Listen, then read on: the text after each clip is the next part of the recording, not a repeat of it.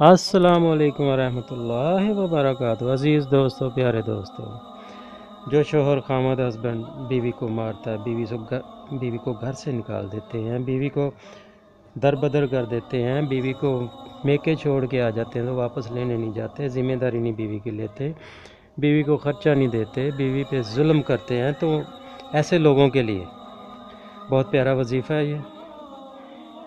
जिन औरतों पे, जिन लड़कियों पे जो शादीशुदा हैं, उनकी ज़िंदगी अजीरन बन चुकी है, ज़िंदगी अज़ाब बन चुकी है, तो उनके लिए ये वजीफ़ा बहुत कारआमद है। हर तरह के घरेलू झगड़े, मियाँ बीवी के झगड़े, तो खामद बीवी की कदर नहीं करता, इज़्ज़त नहीं करता, उनके लिए तो ये बहुत प्यारा, बहुत पावरफुल वजीफ़ा, बड़ा बाकमाल वजीफ़ा है ये। ऐसे ही मसले हैं बेटियों के साथ, बहनों के साथ। जो औरतें बहुत ज़्यादा जुल्म सितम से तंग है तो ये वजीफ़ा करें और इस वजीफ़े को खुला पढ़ें, हर वक्त पढ़ें, ज़िंदगी का मामूल बना लें और ज़िंदगी के साथ इसको पढ़ती रहें, हर सांस के साथ पढ़ते रहें, तो इंशाअल्लाह ताला आपकी ज़िंदगी खुशियों से भर जाएगी। आपको किसी से दुआ करने की, दुआ कहने की ज़रूरत नहीं पड़ेगी, आपकी ज़िंदगी खुशियों से भरी रहेगी। तो आप इस वजीफ़े को जैसे आप शुरू कर लेंगे, सिर्फ़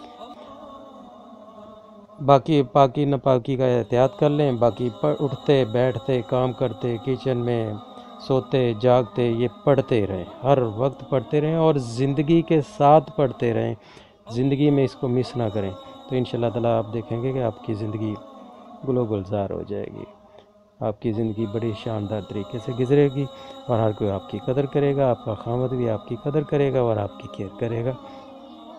तो ये वजीफ़ा बहुत आसान है, आपने या जब्बारू या कहारू हर वक्त पढ़ते रहना है, हर वक्त पढ़ते रहना है, इसको नहीं छोड़ना।